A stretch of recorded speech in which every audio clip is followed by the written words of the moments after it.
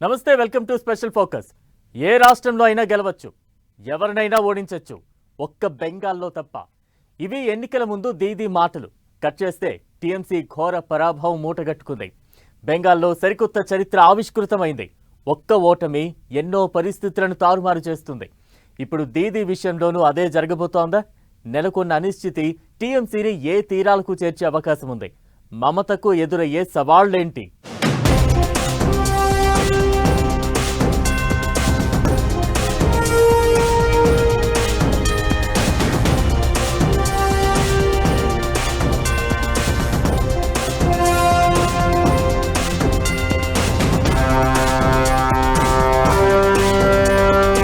బెంగాల్ పరాభవం, టీఎంసీ పరిస్థితి ఏంటి? రాజకీయంగా మమత ముందున్న సవాళ్లేంటి? దీదీ దూకుడుకు కళ్ళెం పడడం ఖాయమా? మమత భవిష్యత్ కార్యాచరణ ఎలా ఉండనుంది?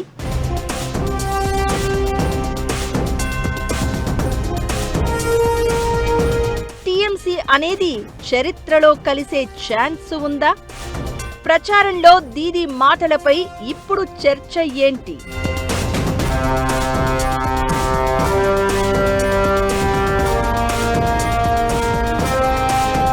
బెంగాల్ రాజకీయాల్లో సరికొత్త చరిత్ర క్రియేట్ అయింది.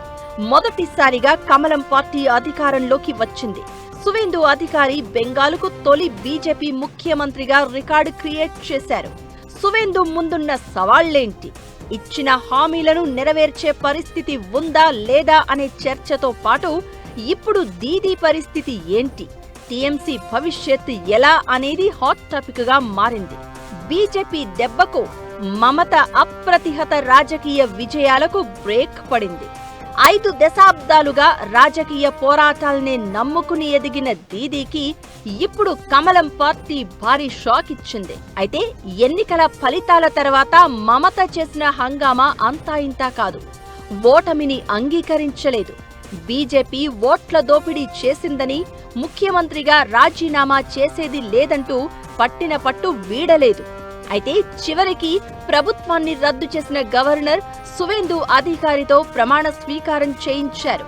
అయితే బెంగాల్ పాలిటిక్స్ లో తనకంటూ ప్రత్యేక ముద్ర వేసుకున్న దీదీ రాజకీయ భవిష్యత్ ఈ ఓటమి తర్వాత ఎలా ఉండబోతోందనే చర్చ ఇప్పుడు ప్రతి చోట వినిపిస్తోంది.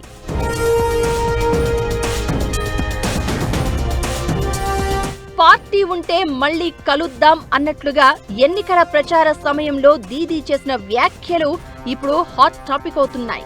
అయితే ఓట్ల దోపిడీ జరిగిందనే ఆరోపణలు చేస్తూ సీఎం పదవికి రాజీనామా చేయడం విషయంలోనే ఇంత పట్టు మీద కనిపించిన దీదీ ఇకపై ఏం చేయబోతున్నారు? బీజేపీని ఎలా ఎదుర్కొంటారనే చర్చ జరుగుతోంది.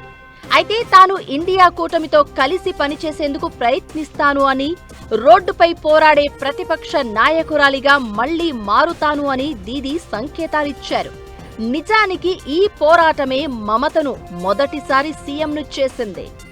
34 ఏళ్ల లెఫ్ట్ పాలనను ముగించేలా చేసి 2011లో అధికారాన్ని కట్టబెట్టింది. అయితే తాను ఇప్పుడు మళ్లీ స్వేచ్ఛాపక్షిని అని, ఒకప్పుడు వీధుల్లో పోరాడాను, మళ్లీ అక్కడికే వస్తాను అని అంటున్నారు మమత. దీంతో బీజేపీకి వ్యతిరేకంగా నిరసనల దారిని దీదీ ఎంచుకునే అవకాశాలు క్లియర్ గా కనిపిస్తున్నాయి. అయితే బెంగాల్లో టీఎంసీని మళ్లీ నిలబెట్టడం అంత ఈజీ కాదు అనే అభిప్రాయాలు వినిపిస్తున్నాయి. దీదీకి రాబోయే రోజుల్లో రాజకీయంగా చాలా సవాళ్లు ఎదురవడం ఖాయంగా కనిపిస్తోంది. మరీ ముఖ్యంగా భవానీపూర్లో మమత మీద సువేందు అధికారి 13,000 ఓట్లకు పైగా తేడాతో విజయం సాధించారు. ఈ ఓటమి దీదీకి వ్యక్తిగతంగా పెద్ద దెబ్బ అనడంలో ఎలాంటి అనుమానం లేదు. మమతను టార్గెట్ చేసేందుకు ఆమె ఓటమిని బీజేపీ ఆయుధంగా చేసుకునే ఛాన్స్ ఉంటుంది. ఇకటు ఒక వ్యక్తి మీద కాకుండా పనితీరు ఆధారిత వ్యవస్థగా పార్టీని మార్చాలి అని టీఎంసీ జాతీయ ప్రధాన కార్యదర్శి అభిషేక్ బెనర్జీ ప్రయత్నాలు చేస్తున్నారు. ఈ ఓటమితో ఆ ప్రణాళికకు దెబ్బపడే అవకాశం ఉంటుంది. ఈ ఎన్నికల్లో దీదీతో పాటు చంద్రిమా భట్టాచార్య, శశి పాంజా, అరూప్ బిస్వాస్, సుజిత్ బోస్, భ్రాత్యాబసు లాంటి కీలక నేతలు కూడా ఓడిపోయారు. అది కూడా టీఎంసీకి మరింత దెబ్బగా మారడం ఖాయంగా కనిపిస్తోంది.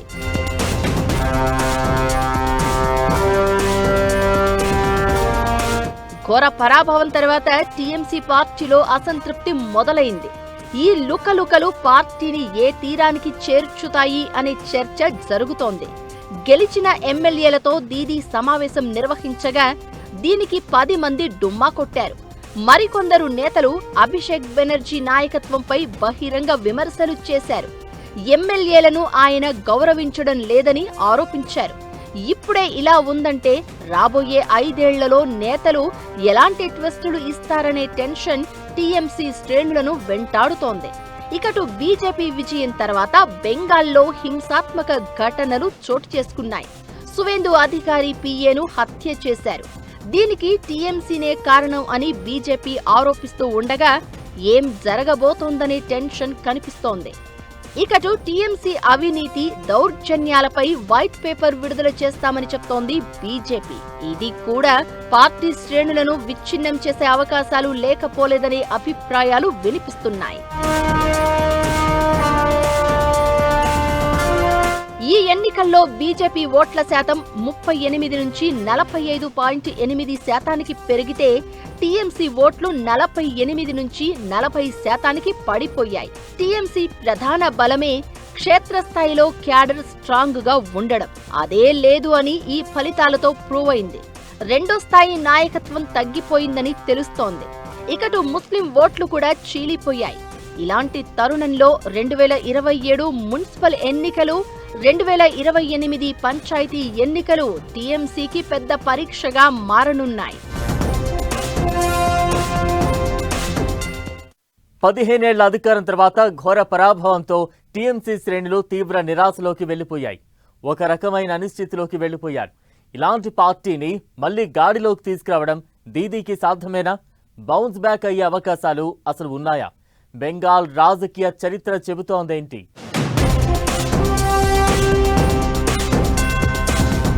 ఘోర పరాభవంతో టీఎంసీలో లుకలుకలు. పార్టీని గాడిలో పెట్టడం దీదీకి సాధ్యమేనా?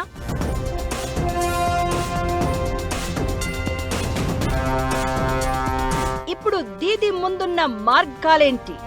టీఎంసీ బౌన్స్ బ్యాక్ అయ్యే ఛాన్స్ ఉందా? బెంగాల్ రాజకీయ చరిత్ర చెప్తుందేంటి? ఒక సామాన్య కాంగ్రెస్ కార్యకర్తగా ప్రస్థానం మొదలుపెట్టిన దీదీ పశ్చిమ బెంగాల్ రాజకీయాలపై తనదైన ముద్ర వేశారు. 34 ఏళ్ల లెఫ్ట్ పాలనకు తెరదించి వరుసగా 3 సార్లు సీఎం అయ్యారు. ప్రతిపక్షంలో ఉన్నప్పుడు వీధి పోరాటాల్ని నమ్ముకుని సీఎం అయిన మమత ఆ పోరాట స్ఫూర్తి లోపించిందని తన మాతృపార్టీ కాంగ్రెస్ ని విడిచిపెట్టారు. రాజకీయ పోరాట పంథా విషయంలో రాజీ ఉండదని తొలి రోజుల్లోనే మమత స్పష్టమైన సంకేతాలు పంపారు. సీఎం అయ్యాక కూడా దీదీ తన పోరాట దృక్పథాన్ని వదులుకోలేదు. మిగతా సీఎంలకు భిన్నంగా వీధుల్లో ర్యాలీలు తీయడం, జనాలతో కలిసి నిరసనలు, ధర్నాలకు దిగడం దీదీకి అలవాటు. అసలు సీఎంగా ఉండి ఇలా రోడ్డెక్కడం ఏమిటని ప్రత్యర్థులు విమర్శించినా మమత మాత్రం తన ధోరణి మార్చుకోవడానికి ఇష్టపడలేదు. ఇప్పుడు బీజేపీ మీద అలాంటి పోరాటమే చేసే అవకాశాలు ఉన్నాయి. మరి అది వర్కౌట్ అవుతుందా లేదా అనేది ఇక్కడ మ్యాటర్. అయితే బెంగాల్లో దీదీ పూర్తిగా వీక్ అవ్వలేదు అనేది మరికొందరి అభిప్రాయం. సుదీర్ఘకాలం అధికారంలో ఉన్న సీఎం 80 సీట్లు సాధించడం చిన్న విషయం కాదనే చర్చ జరుగుతోంది. ఇకటు టీఎంసీ మమత కంట్రోల్లో ఉన్నన్ని రోజులు బాగానే ఉందని, ఆమె మేనల్లుడు అభిషేక్ చేతికి అధికారం వచ్చాకే తేడా వచ్చిందని సొంత పార్టీ నేతలే చెప్పే పరిస్థితి. అభిషేక్ను రాజకీయ వారసుడిగా మమత చూస్తున్నా ఆ పార్టీలో చాలా మంది నేతలకు ఆయన తీరుపై అసంతృప్తి ఉంది. ఓటమి తర్వాత కొందరు బహిరంగంగానే చెప్పారు కూడా. ఇకటు 5 దశాబ్దాల రాజకీయ జీవితంలో మమత ఎప్పుడూ పోరాటాన్ని ఆయుధంగా చేసుకున్నారు. ఈ ఒక్క ఓటమితో మమతను తక్కువగా అంచనా వెయ్యలేమనేది ఇంకొందరి వాదన. ఆమె ఎన్నికల అంచనాలు తప్పై ఉండొచ్చు, కానీ బెంగాలీల మనోభావాలు, బెంగాల్ రాజకీయాలపై దీదీకి ఉన్న పట్టును ఎవ్వరూ చిన్నచూపు చూసే అవకాశం లేదు అనంటున్నారు.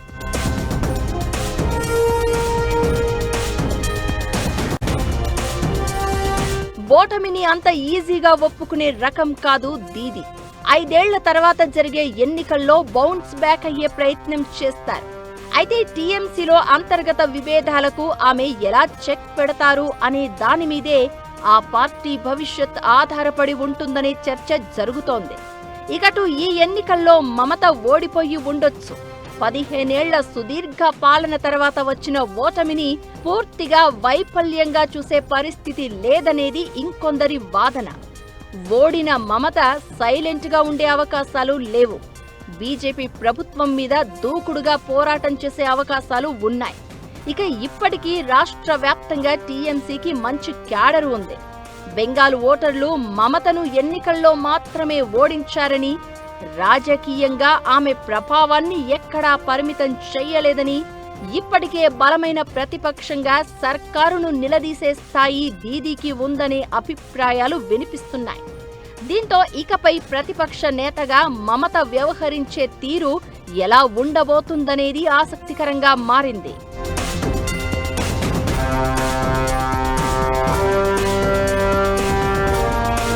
మరోసారి పాత ఫైటర్ను గుర్తుకు తెస్తూ మమత వీధి పోరాటాలకు దిగుతారా లేదా అనేది చూడాలి. ఒక్కటి మాత్రం క్లియర్, బౌన్స్ బ్యాక్ అవ్వాలంటే ముందుగా పార్టీలో ప్రక్షాళన చేయాల్సిన అవసరం ఉంది. సమూల మార్పులు చేయాల్సిన అవసరం ఉంది. ఇక దేశ రాజకీయ చరిత్రలో ఓటమి పాలైనా మళ్లీ అంతకు మించిన బలంతో పుంజుకున్న నేతలు చాలా మందే ఉన్నారు. ఇప్పుడు దీదీ కూడా అలాంటి ప్రయత్నాలే చేస్తారు. వైఫల్యాలను విశ్లేషించడం, పార్టీలో మార్పులు తీసుకురావడమే ఇప్పుడు దీదీ ముందున్న మార్గాలు. ఇకటు బీజేపీ సర్కార్ చేసే తప్పులు కూడా టీఎంసీకి, దీదీకి ఛాన్స్ ఇచ్చే ఛాన్స్ ఉంటుంది. కమలం పార్టీ ఆ అవకాశం ఇచ్చే పరిస్థితి ఉందా అంటే కాలమే సమాధానం చెప్పాలి.